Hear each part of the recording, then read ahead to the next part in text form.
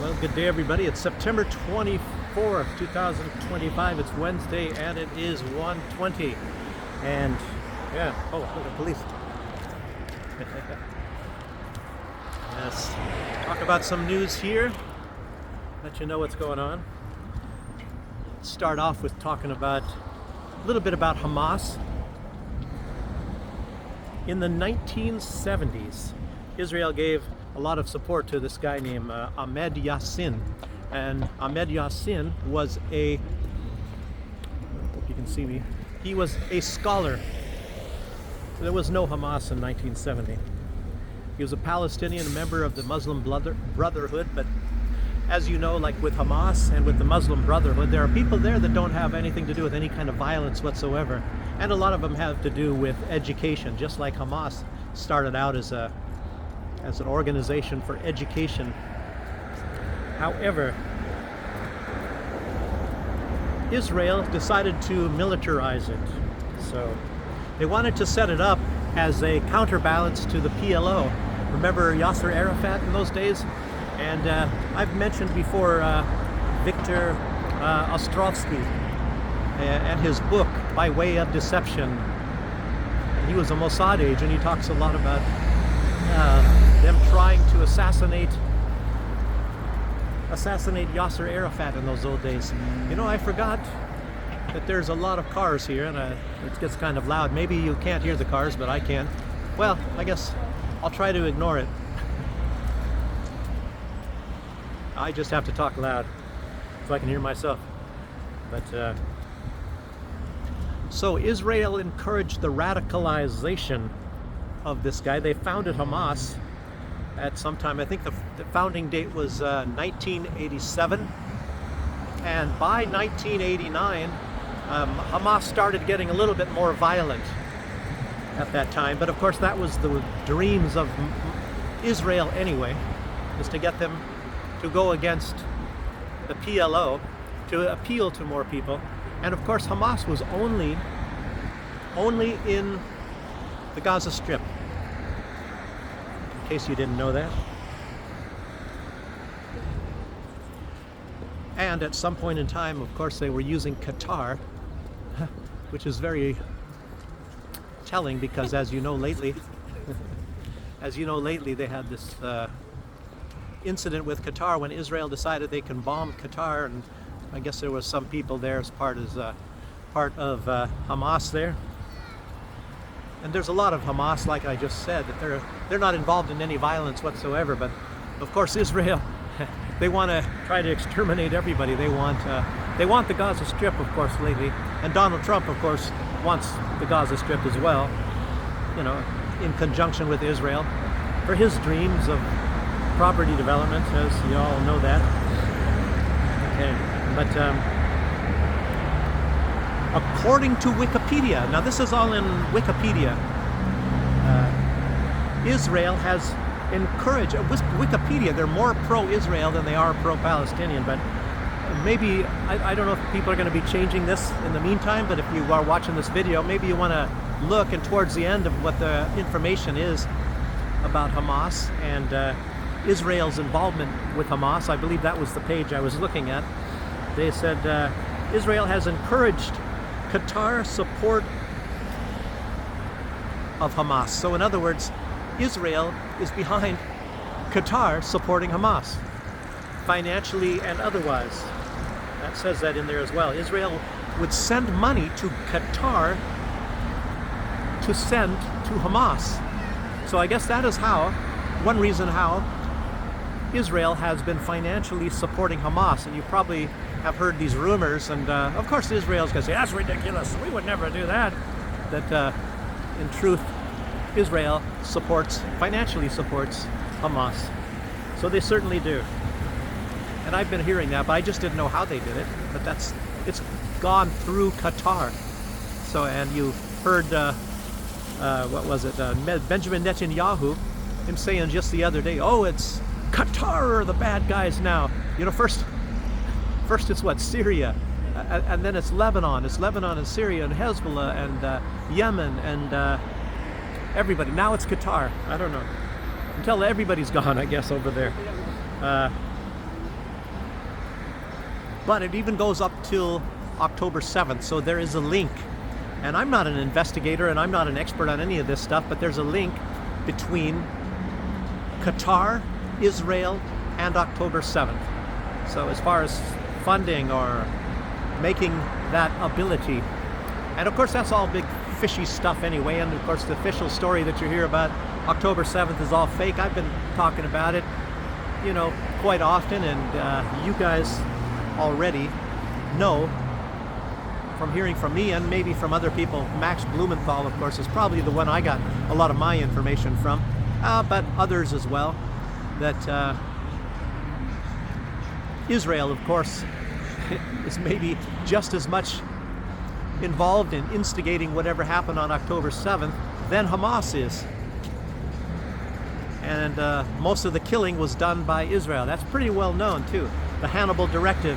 And I mentioned it already probably in 2 videos recently, but I hinted at it in a video 2 days ago that there are people in the military in Israel that have admitted that they were told to kill Israelis. So, and there are witnesses, and of course there's a big fine on people's heads. They got to pay a lot of money if they go to the press and talk about this. So just so you know that. But if you really use your brain, it doesn't take that many of your cells to figure out that this was a big intelligence operation. So this whole thing on October 7th. And there's lots of other information. It all fits. And it all fits. I'll tell you what. Israel heavily involved in that. Oh, I saw this guy because he has this funny pants. I saw this guy yesterday. The shirt and the pants and the hat. Isn't that weird? Sometimes you can remember this stuff. So, let's see. What else is going on here? I'll just get to bigger news. Anyway, I didn't want to stay too long making another big hour, multi-hour long video. But bigger news. I was talking yesterday a lot about Russia, what's going on there, and it's Putin. It's the more disturbing thing is when you see that Vladimir Putin is concerned. And normally, whenever you see sometimes some events that you say, well, they're not not so good for Russia, you kind of see that Putin does not seem to let it rattle him so much. But he's been a little bit rattled lately. And I'll get into that a little bit more. I was talking about it yesterday. You'll have to watch the video yesterday, maybe to get more information. But I got a little bit more now, and I'll repeat some of what I was saying yesterday. And I don't know. A lot of people are not talking about this. I expect that Scott Ritter will be talking about it because it's got a link to the START treaty, and you know, like he was a weapons inspector, Major Ritter for the Marine Corps back in those days. What did Biden call him? Scotty boy. It's above your pay grade, you know. Anyway, but there's a lot of this. As I said, this has a lot to do with this hate Russia sickness. But a lot happened yesterday. It's interesting news. It's interesting news. And then I got something that I was kind of thinking, wow, this is really earth-shattering. And then I got saw a message. I saw a message put out by, gosh, I can't turn these friggin' pages. Put on by Putin's spokesperson, Peskov. And it sort of maybe cleared things up a little bit, so maybe I shouldn't be as rattled because they're not so rattled, maybe. At least what they suspect, even though they don't have any information. But let's get into this.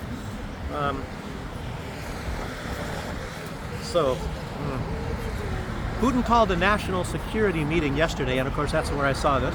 He looks pretty disturbed about this. And a lot of that had to do with the START treaty, as I just mentioned, with the United States never wanted to negotiate it, apparently, to renew it, and it runs out very soon. And of course it's has a lot to do with nuclear proliferation of the US and Russia in general, but possibly other countries. And that's where I was kind of getting, because Poland has been asking for nuclear weapons, and now Estonia wants nuclear weapons. And I don't know, maybe that is one reason why Putin has been concerned lately because you never know what Trump is up to. But anyway, there's I don't think there's really that much cause to concern. The United States is going to probably quote that Belarus has tactical nuclear weapons, so therefore they're going to put nuclear weapons in Poland. I mean, that's what I'm guessing is going to be the excuse that if Trump indeed does do that. But then, of course, Russia can counter that by putting nuclear weapons in Iran, and that's probably not going to be very popular. So let me keep talking here about this other stuff. That's just a side note.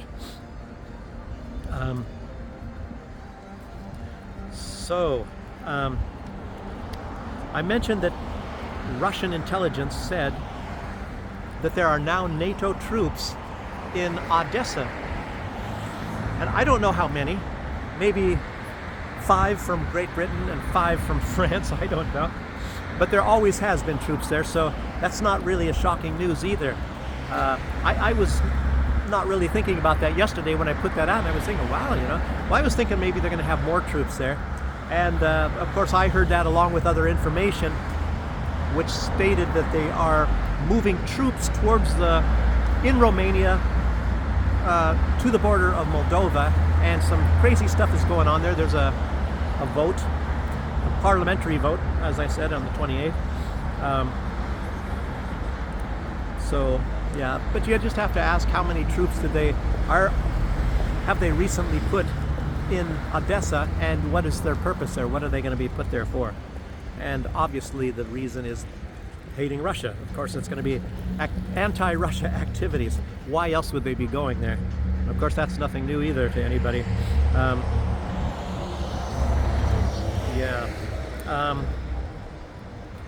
The election won't be fair in Moldova, but I don't know if it's possible because they're going to have to do a lot of cheating and mobilize a lot of people. Maybe they have their better ways to cheat on the election to make sure that the pro-EU party, which is also simultaneously the anti-Russia party, wins the election. And maybe they're going to hit some key areas. Maybe they can't take the entire country. Gagauzia, they're not going to take that. And even though they probably still have Gutzel in prison, who was the representative for Gagauzia. And it's kind of a mixed area. I guess the people are of Turkish origin, Turkic ethnicity, of Romanian origin, and they're pro-Russian. But they're not necessarily pro-Moldovan, so at least not the government of Moldova, and they're pro-Russia. So obviously it's a matter of concern. And Gagauzia is not that far from Transnistria either, and there's some activities expected to happen there. So that's probably going to be the next hotspot in this whole deal with Ukraine, is going to be around Transnistria, Moldova. I don't know about Gagauzia, but that's that area there. Odessa, maybe, but that'll be a major fight, because Odessa, even though maybe it's split, maybe it's half people pro-Russia, maybe it's 2/3 pro-Russian, 1/3 pro-Ukraine. I don't know. I've never seen anybody do a census there, but I guess it depends on who you speak to. So let's see. I should also add there was massive cheating on the presidential election. Everybody knows that. I've put that out, and a lot of people have. Massive cheating to ensure that Mia Sandow stays the leader of Moldova against the wishes of the people. And they have a large diaspora. There's a lot of them. Most of them live in Russia. More live in Russia than that live in the European Union. They had, I think, 70 voting places for that election in the European Union. And as you see, Russia is, 10 times bigger, and they only had 2 voting stations in the entire country. And even though they have more Moldovans living there, so they made sure that most of those people did not vote in those elections. So to make sure that all the people that were pro-Europe got a chance to vote. Matter of fact, I think they had, 700,000 Moldovans live in Russia, and they only sent 10,000 ballots. And they sent more than enough ballots to Europe to make sure that everybody could vote, because they know those people are going to be more pro-EU that live there. Don't forget, remember that election they had in Romania? It wasn't very long ago, some months ago. Călin Georgescu won that election for sure, and he is not necessarily. How do you put this? He's not anti-Russia. He's not like a fawning lover of Russia, but he's definitely not pro-EU. He's against the EU, and he's not anti-Russia. So the EU contacted the Supreme Court in Romania and made them cancel the elections, because, you know, that's democracy. That's how that works, as you know. If your candidate doesn't win, you cancel the election, or maybe you take him out with a bullet or something like that. That's democracy. That's Western democracy. Wow. So, yes. Keep going on here.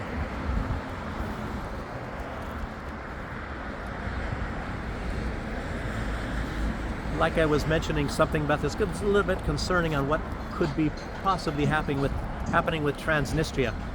And most of the people there are pro-Russia. They have even I guess an old Soviet weapons depot there, very old bombs and things like that. Of course, Zelensky does want to get his hands on those, even though he doesn't necessarily now especially have a shortage of weapons. He's got a shortage of people.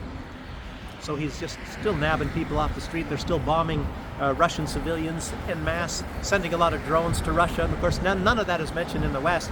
Donald Trump never gets none of that. Donald Trump is spoon-fed information. And that's probably one thing that causes him to be more anti-Russia. And let's just say he's got handlers. Donald Trump has got his handlers. So,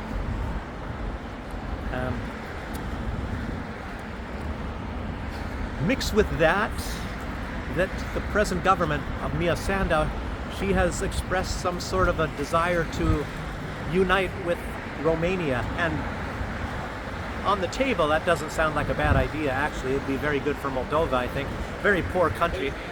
And Romania is quite a corrupt country, not anywhere near as corrupt as Ukraine, but I've known people from Romania and they've told me what goes on there, so not a very nice place really either at all times. Maybe it depends on where you live in Romania.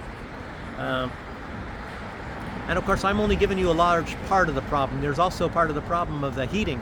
Those in Transnistria are completely dependent on their heat, the pipelines, to go through unfriendly countries, you should say.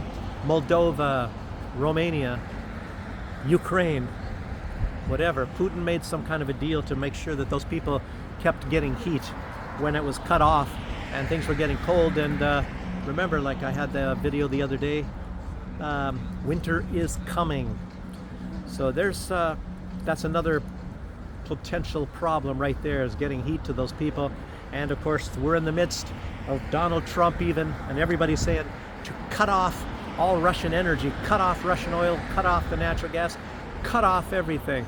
So you never know if that's going to add to being part of the excuse when they probably at some point in time they're going to be threatening Transnistria. They're maybe going to be cutting off the heating supply there in the next months. Wow. So there's a lot of potential for a lot of problems going on, is what I'm getting at. And what else? Odessa is not too far away. And for Russia to react to any kind of military provocation, it's not really that easy.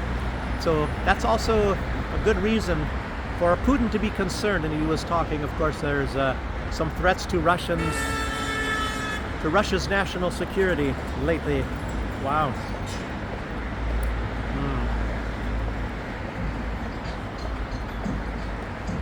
Okay, that's a lot about that. News about Zelensky, of course. I don't know if you guys were seeing some of the excerpts and things from this surrounding the General Assembly of the United Nations, with Zelensky going to the United States, and of course he met with Trump. I guess a lot of it was secretive, in secret, and well, anyway, let's see. Let me get onto a little bit how I wrote it down here.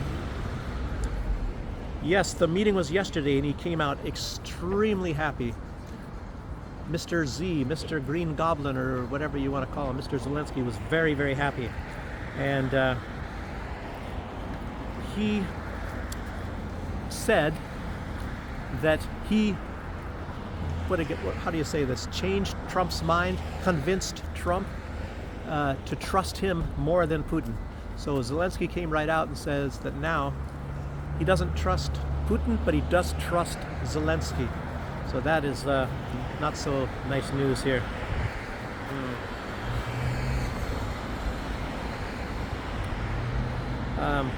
He indicated that part of the meeting is a big secret. Of course it was. He said that right to the news cameras. But some of the things he did say are, well, I don't know. Can I mix this a little bit with what Trump said? That, well, I'll get to that. Let me say that first. Donald Trump came out and he said, he indicated very strongly that he's on Ukraine's side, and he said that Ukraine can get back all of the territory that Russia now has reunited with Russia. You know, that was lost to a large extent from Russia over time. So, but you know, all those people, and Russia has a different philosophy. They say that people belong to the land and land belongs to the people. The United States obviously doesn't have that. As you see, Donald Trump is trying to get rid of all the people out of Gaza, just like the present-day Israelis do, and just like Zelensky wants to get all of these Russian people out of the Donbass. He said that at the beginning, you know, expel all these people. So they don't really have that same view as the Russians and Belarusians do, that people and land belong together. So, along with that, as I said, Trump has moved to the dark side, apparently. And he's been indicating that in all of his news interviews and all that since this time. So, let's see, what did some of the things... yeah. I'm kind of wondering, from what I just said, is Trump just saying this, wants to keep this war going and all that because he's making money and he's not involved, American lives are not getting lost, but America is making money. He says, we're making money, and he says, oh, but then he says he wants to stop the killing, and he's not doing anything to stop the killing, as you all know, not in the Ukraine and not in Israel. He does things to keep the killing going. He's not getting any money for the weapons from Israel, of course. But of course, maybe it was Benjamin Netanyahu that offered him the Gaza Strip to develop that. And of course, the big money will go, apparently, to the developer will be Jared Kushner, his daughter's husband. So that's his incentive to want to get rid of all the people out of Gaza, which is obviously one of Trump's goals, obviously. It doesn't matter what he says because it's obviously one of his goals, and he talks about that as it's more important to him than saving lives or stopping the killing. Wow. And he says that Benjamin Netanyahu can do what he wants. He's said that on a couple of occasions already. And what is it? Max Blumenthal said that, I guess it was he said like that Netanyahu, a lot of people say this, Netanyahu has got Donald Trump by the balls, and it makes you wonder in which other ways does he have the goods on him? You know, that's how this works a lot of the time, as you guys know, with this manipulation and things like that. I've seen it before, and a lot of you guys know how easy that could work. You find a weakness in somebody has a weakness for little boys or little girls or money or whatever, and then you feed their weaknesses, and then you threaten to expose them unless they do what you tell you, things like that. It's very easy. So, another thing that Trump said yesterday in a press conference meeting, he said that his relationship with Putin means nothing. You know, all that could mean is that he's not going to make any political decisions based on the fact that he gets along or even respects Vladimir Putin or whatever. And he hasn't shown as much respect for Zelensky, obviously, but that's all got its own political aims behind it. Okay. But this element of trust, now that is very significant. You have to worry about that because he trusts Zelensky, and that's a big thing. And I think it was Peskov or somebody said that very soon Trump will be back again. He'll be again trusting Russia. I don't know. I think maybe something might happen before that time. But remember what Lukashenko said, the leader of Belarus here. He said that Trump says one thing in the morning, he says the opposite in the afternoon. And I don't know. I don't know. Who can predict anything about that guy? So, but one other thing that was also important to keep in mind, I mean, you should keep your eyes on it. Maybe it's meaningful that Zelensky was talking about Trump is a game changer, and what is going on is he's hinting that this is game changer time right now. His meeting with Trump, and he was so very happy. I don't really know what happened, and it's a secret meeting. And Peskov said it was all PR. So I'm concerned about it, even if other people are not concerned about it. Peskov is believing it's PR, or at least he's putting that out. And a lot of that would have to do with the fact, I don't think, reiterate, I don't think the United States is going to join in the war against Russia. I don't think so. And if they were, it would take a long time.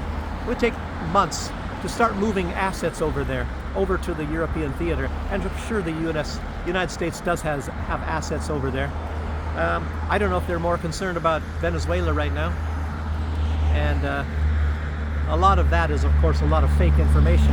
And I've admitted it, that there is drugs coming out of Venezuela. There's not that much. And a lot of people are saying most of them are from in South America, are coming through Colombia. And then there are a lot of people coming out. Somebody said this in the United Nations, that the biggest drug cartel leaders are in New York and Miami. And that's probably very true. They're not in South America. They're in the United States. Makes you wonder if Donald Trump is going to go after them. And it's also put out, I think it was the ATF, alcohol, tobacco, firearms people, and all that, they work with the drug dealers. And of course, a lot of what they tried to facilitate in getting them to Russia, and that was true through Afghanistan with the opium. The United States was facilitating and helping them feeding opium into Russia, and that's a well-known fact. Even though that was some years ago, a lot of you might have forgotten that, but just keep that in mind too. Things are not what they say. And I thought about that movie by Tom Cruise, I guess it's American Made, or I don't think it's called Made in America, American Made, and of course he plays the guy that when the United States was training terrorists in the United States in Arkansas and shoveling drugs back and forth, and the character that Tom Cruise plays was so rich he didn't know what to do. He didn't know what to do with all this money. He opened up banks, he established his own banks all over, right next to each other, one after another, after another, after another. He had money buried in his backyard. Huh? What's that? He had money buried in his backyard all over the place, and I don't know, you have to see the movie. So, very good movie. Always good movies with Tom Cruise, no matter what you think of him or whatever his religion and all that. I almost met him, by the way. I think he was part owner of this huge boat owned by this Scientology. They invited me on the boat and took me on a tour and all that. And, a lot of things, and kind of offering things to me. I didn't have any bad feeling towards these people. And anyhow, I even forgot a lot of the stuff that they told me and all that, but it's anyway, just to add that, that's coffee got a lot of doors open for me back in those days. Look at a lot of invitations onto big huge boats and things like that, so, and important people and rich people, and gosh, I shouldn't open up my mouth, and I should I should even remember that. I was going to do a video, and I would never have mentioned on that going on that boat as well. But I have to do something about coffee and some of my experiences in my time doing coffee. So, and Ben, I haven't forgot you. Ben, Blob, whatever. Anyway, I'll get around to doing it. So, okay, let me finish what I was saying here about the rest of this crazy news coming out. I have to put out this very obvious that Donald Trump is obviously part of the Hate Russia Club. He's like an actor too, even if he can buddy up to Vladimir Putin and show respect and all that sort of a deal. He wants the strategic defeat of Russia just as much as these other people do. He's got other concerns going on at the same time. He's not quite as involved. He's probably not as embittered and frothing at the mouth as Ursula von der Leyen and Baerbock and all of these other crazy people, especially not Zelensky. And then Trump always comes out and says, oh, they hate each other. Putin and Zelensky, they hate each other. I tell you what, I don't even think that Putin really hates Zelensky. It's obvious because Zelensky has made it known that he really hates Putin. He said he can't even see his face, he can't hear his voice or nothing like that. He really, really hates Putin. But you don't hear that from Putin. I think Putin probably separates the person Zelensky from the ideology of banderism. And it's like when you know that some ideology it's like somebody's a drug addict, you know, it's not that you can excuse anything that they do, but you realize that it is the drug that's controlling them. It's their desire for these drugs, and it's like that with I was just mentioning Scientology with Tom Cruise. I like Tom Cruise, and sometimes this ideology, this Scientology, it might be something that a lot of people dislike. I'm not going to dislike people that are following that religion or not. I don't have any impression of that religion much soever, but I hear that a lot of people are forced to give up everything they have to it, all their money and everything. If that is true, it's nothing I like. But anyway, I can separate the people that follow this religion with the religion or from the religion, and it's just the same as probably what Putin does with Zelensky and this Banderite ideology that he follows. So I don't think that there's a tremendous amount of hatred. If Putin hated Zelensky so badly, he probably could have had him eliminated, like somebody did to Charlie Kirk. I wonder who that was.